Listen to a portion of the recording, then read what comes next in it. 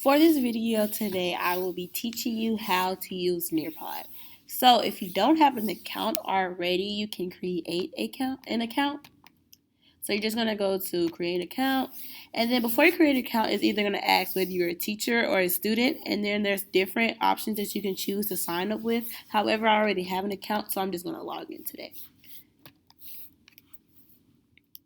So once you log in, there are 5 different categories for you to choose from. Within your My Library, it provides all the presentations that you have made. So when you first get into your library, as you can see, Nearpod gives you a presentation on how to get started with Nearpod. And as you can see, I don't have any presentations made of my own. So if you want to create a new presentation, you just press New and go to Lesson.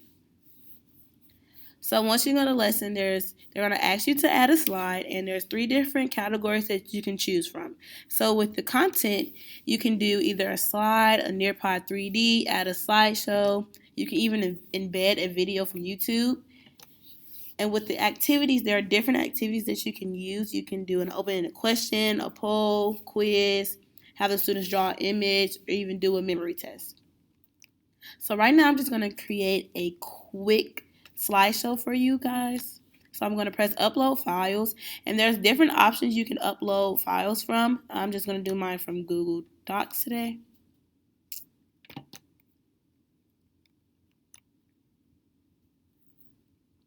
So once you upload your file, it's going to take a while for it to process.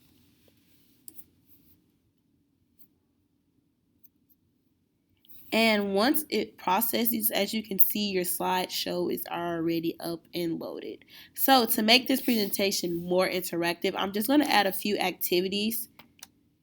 So the first activity I'm going to add is an open-ended question. So for my question, I'm going to ask, do you know what the method is? And press save. And for the presentation, it was about the ACE method. So I want to ask the students if they have any prior knowledge of the ACE method. So I'm going to do it right after my title slide. So I'm going to also add another activity. And this time I think I'm going to do a poll. So my question would be, do you feel that you complete, understand,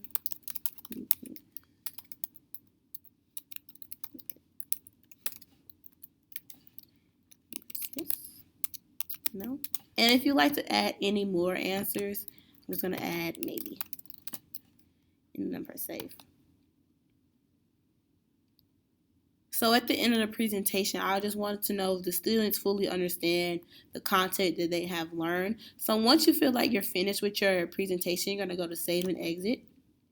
And then it's going to require you to add a title for your presentation. So mine will be this.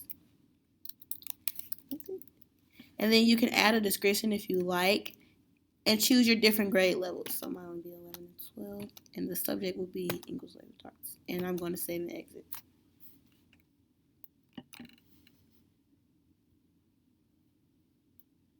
So once you finish with creating your presentation, as you can see, it's going to save in your library. And then you can choose to edit, preview, and also to show your students you're going to do a live lesson. So as you can see, once you do a live lesson, it's going to give you a code for your students to also preview your presentation on their own device. So I'm going to go to nearpod.com. And as you can see, my code is HAGPO. So HAGPO. And then it's going to ask for your students to place their name.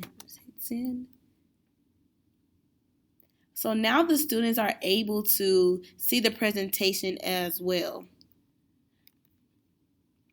So as you go through your presentation, as you can see, if you ask what the ACE method is, so for my open-ended question, it has the student's name and the answer and participation percent. So if you don't want to show the students' names, you have the option of hiding their names, and then it has the stars.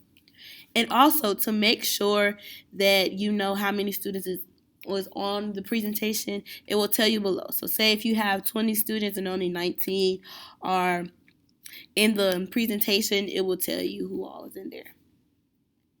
So you just go through your presentation. And also with the polls, it also gives you the option to hide the students' names or show them if you like in a different answer. So Nearpod is just a great way to be interactive with your students while presenting a specific content. I know many times it can be very boring with Google PowerPoint or Google Docs. So just using Nearpod is a great way to keep your students engaged and interactive with the content they're all learning. So Nearpod is a great website to use, and I highly recommend it.